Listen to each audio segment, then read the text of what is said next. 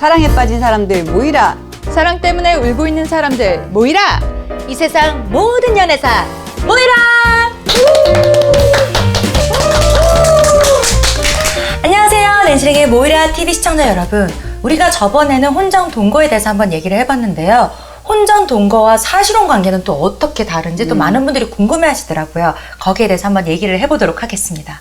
또 이렇게 되면 법적인 부분을 지선이한테 물어볼 수밖에 없는데 우리 김지선 변호사님, 혼전 동거랑 사실혼은 어떤 구분이 있는지 얘기해 주세요. 그러니까 사실혼은 혼인신고만 안 했을 뿐이지 법률상 혼인으로서 어느 정도 사실관계가 인정이 되면 보호를 해주고 있어. 예를 들면 사실혼 관계인 경우에는 위자료 청구나 재산 분할이 가능해. 결혼해서 이혼할 때랑 비슷한 맥락으로 비슷하지. 법적 효력이 있는 거네.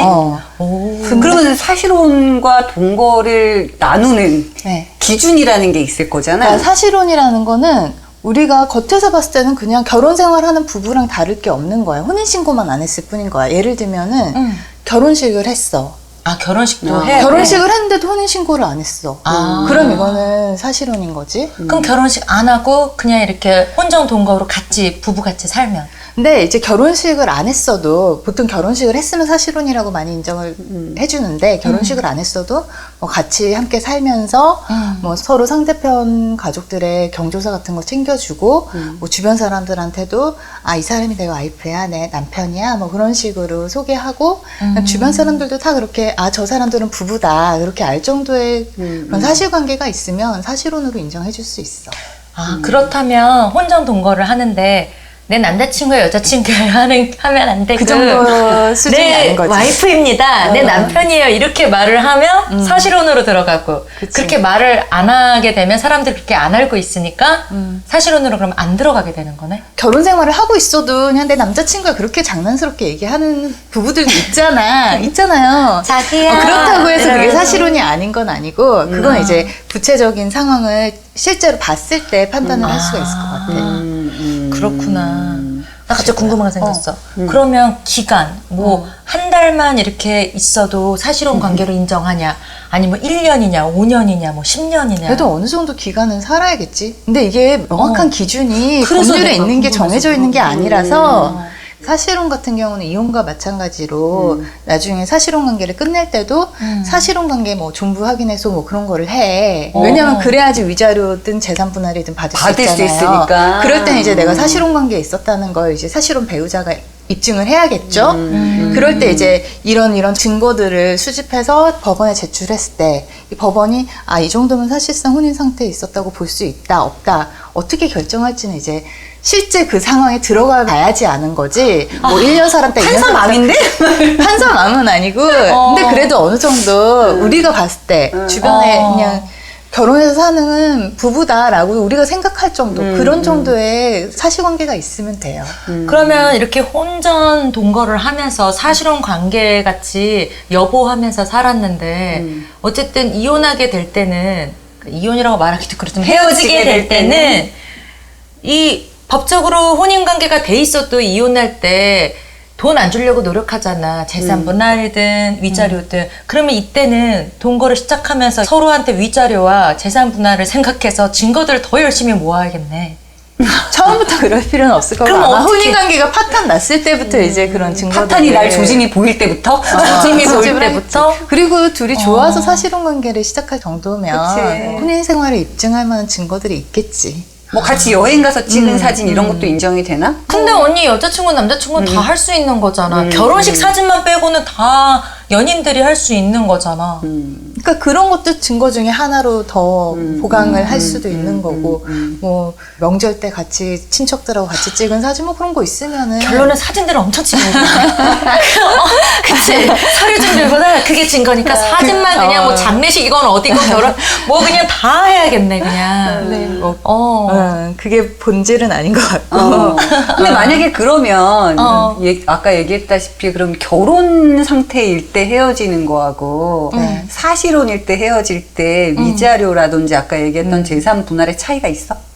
위자료나 재산 분할 자체는 별로 차이는 차이는 없고요. 없고? 예를 들면 재산 상속 같은 거 있잖아요. 상속은 상속인이 법에 딱 규정이 있어요.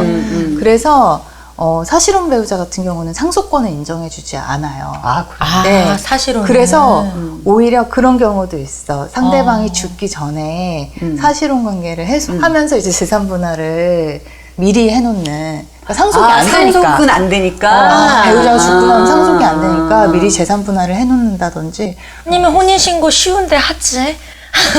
혼인신고 그냥 한 장이면 끝나던데? 그래, 맞아. 그거 혼인신고 하면 그냥 해도 되지. 되는 거지. 맞아. 그러면 근데 상속 바로 되니까. 그런 거겠지. 뉴스에도 내가 얼마 전에 봤는데 이 동거가 늘어나니까 당연히 사실혼 관계에 따라서 이렇게 벌어지는 법적 분쟁이 되게 많아지고 있다 그러더라고.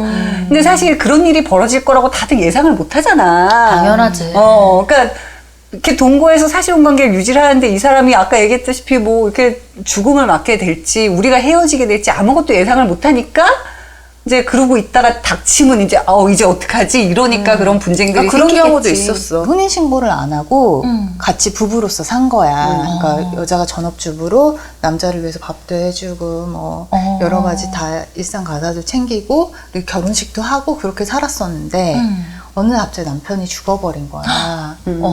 근데 이제 사실혼 배우자는 상속을 받을 수가 없잖아. 이제 그 부모님한테로 상속이 됐는데 직계존속이니까. 근데 이제 이 부모님은 모르는 척 하는 거야, 며느리를. 그러면 안 되지. 그럼 어떡하라고. 그런 안타까운 사연도 있었어. 아, 그랬구나.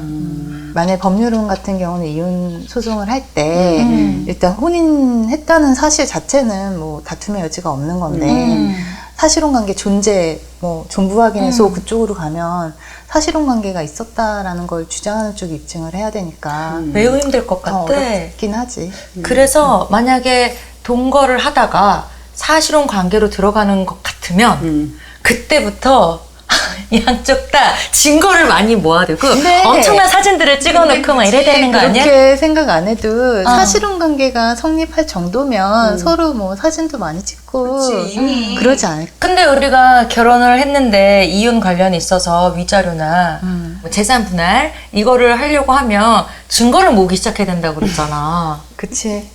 그럼 여기도 똑같이 사실혼 안 관계도 돼. 같이 좋을 때는 막 증거 수집해야지 그러고 할 게 아니라 그냥 좋으니까 찍고 나중에 나중에 그거를 증거로도 활용할 수 있다. 뭐 이런 거고. 좋을 때 찍어놓은 사진을 증거로도 활용할 수 있다. 그 정도로 정리합시다. 그리고 오케이. 내가 되게 재밌는 뉴스를 하나 봤었어. 뭔데? 그러니까 부부같이 사실혼 관계를 갖고 있는 사람이 있었는데 이 남자가 바람이 난 거야. 그래가지고 내연녀와 사실혼 관계 여자가 재판이 간 거지. 법원은 어느 편을 들어줬을까? 뭐 이렇게 해가지고 그러니까 어느 쪽 양쪽 다 법적으로 문제가 없어. 그러니까 내연녀 쪽에서는 아니 나는 몰랐고 니네 어차피 법적으로 부부도 아닌데 내가 왜 맞는 내연녀냐 말이네. 뭐 이렇게 주장을 하는 거고. 그럴 수 있지. 결혼 안 했으니까. 그 사실혼 입장에서는 나는 사실혼 관계였기 때문에 저거는 바람 피는 거야. 이렇게 하고 소송이 붙은 거야. 그랬는데 결국 보니까 법원에서는 사실혼 관계인 여성의 손을 들어줬대. 실질적으로 혼인 관계를 유지했던 증거가 충분히 있었나 보지. 그걸로 손을 들어줬나 보다. 그러니까 그것도 보면서 되게 재밌는 뉴스다라고 하고 봤었지. 그래서 언니는 혼전동거랑 사실혼에 대해서 마무리를 얘기를 하자면 어떻게 생각해? 뭐 나는 기본적으로 동거는 찬성하는 입장인 거고, 그리고 나는 뭐 한 번 이혼을 해봐서 그런지 모르겠지만 그렇게 결혼에 연연하는 스타일이 아니라서 굳이 뭐 다시 결혼이라는 족쇄를 찰 이유가 있나라고 나는 생각하는데, 나도 이혼 소송 중이라 뭐 같은 마음이고, 뭐 다시는 결혼은 하고 싶지 않고 정말 너무 좋은 사람이 그 언젠가. 남자가 다 무섭지만 언니가 그냥 그래도 막 속단하지 말라고 그래, 그랬잖아. 사람 일은 모르는 그러면 그냥 건데. 일단 같이 살면 된다고 그랬잖아. 난 거기에 동의. 지선이는? 혼전 동거도 합리적인 생각인 것 같은데 혼전 동거와 사실혼을 떠나서 나는 이제 법률혼을 해보고 싶어. 법률혼을 해보고 싶고 얼마 전에 동기들하고 만나서 이런 얘기를 한 적이 있어. 결혼이라는 건 복불복인 것 같다. 맞아. 그런 말을 했어. 그럴 것 같아. 그러니까 행복한 결혼 생활을 할지 불행한 결혼 생활을 하게 될지 그건 진짜 아무도 예상할 수 없는 거지만 맞아. 그리고 또 결혼은 긁지 않은 복권인 것 같다. 꽝일 수도 있고 비유가 너무 재밌네. 재밌다. 그러네. 로또일 수도 있고. 뭐 좋은 거일 수도 있지만 그래도 한 번은 긁어봐야 되지 않겠어? 좋을 수도 있잖아. 그럼. 그래서 한번 긁어보고 싶어. 법률론 한번 해보고 싶어. 꼭 대박 복권을 만나게 되길. 네. 2019년 지선이의 대박 복권을 만나기 위해.